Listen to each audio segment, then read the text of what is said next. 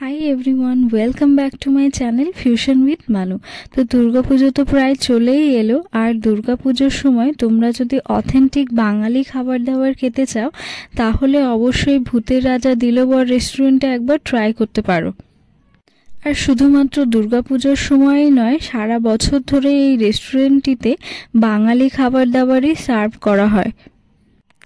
তো একটি স্পেশাল দিনে আমিও চলে গেছিলাম ভূতের রাজা দিলবরে। সেদিন আমার বার্থডে ছিল, তো সেই দিনের এক্সপিরিয়েন্সই আজকে আমি তোমাদেরকে শেয়ার করব। তো ফার্স্টেই যে ইনফরমেশনটা দেব সেটি হলো, ভূতের রাজার কিন্তু দুটো ফ্লোর আছে, একটা গ্রাউন্ড ফ্লোর আর একটা ফার্স্ট ফ্লোর।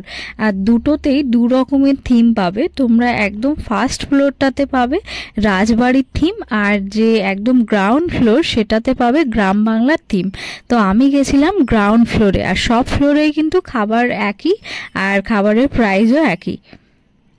তো চলো, ভূতের রাজা রেস্টুরেন্টের ভিতরের যে থিমটা সেটা ছিল গ্রাম বাংলার থিম, সেটাই তোমাদেরকে ঘুরে দেখাই।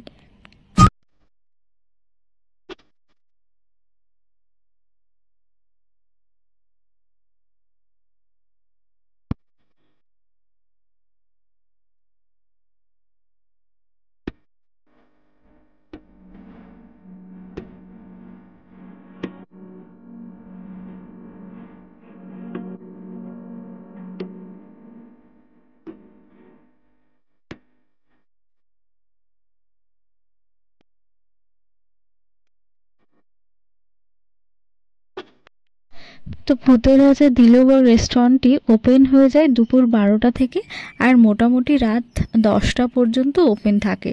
আর এদের অনেকগুলি আউটলেট আছে কলকাতাতে, যার মধ্যে যাদবপুর, হাতিবাগান, এছাড়া আছে নিউ টাউন ও সল্টলেক সেক্টর 5-এ।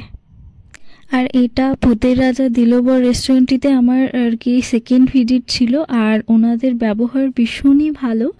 আর ওখানে পুরো কাঁসার বাসনে আর কি খাবার দাবার সার্ভ করা হয়, আর খাবার দাবারের টেস্ট ভীষণ অথেন্টিক। তো চলো, বার্থডে প্ল্যাটার হিসেবে আমি কি অর্ডার করেছিলাম সেই মেনুটা তোমাদেরকে শেয়ার করব।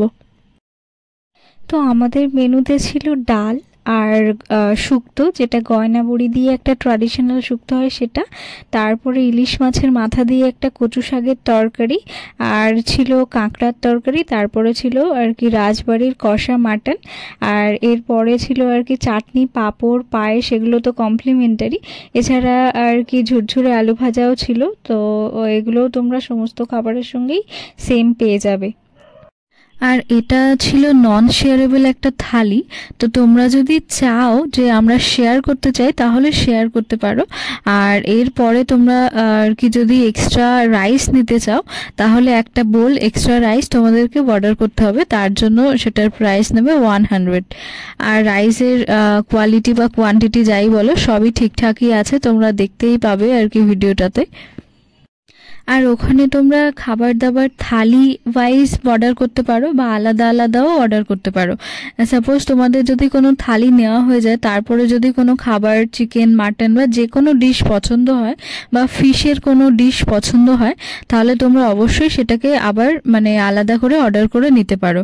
এছাড়া ওখানে অনেক ধরনের আর কি মকটেলস বা ডেজার্ট অনেক ধরনেরই পাওয়া যায়, সেগুলো তোমরা পরে আর কি অর্ডার করে নিয়ে নিতেই পারো। তোমরা যদি সামারের টাইমে ভূতের রাজা দিলবরে যাও আর ঠান্ডা কিছু প্রেফার করো, তাহলে অবশ্যই আমি বলবো যে ওনাদের যে গন্ধরাজ ঘোল যে মেনুটা আছে ওটা একবার ট্রাই করে দেখতে পারো, ওটা ভীষণই টেস্টি।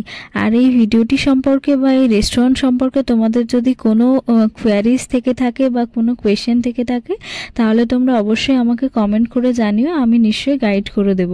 আর শেষে আমি এখানকার মেনু এবং প্রাইস চার্ট আর কি শেয়ার করেছি। আর ভালো লাগলে চ্যানেলটি অবশ্যই সাবস্ক্রাইব করে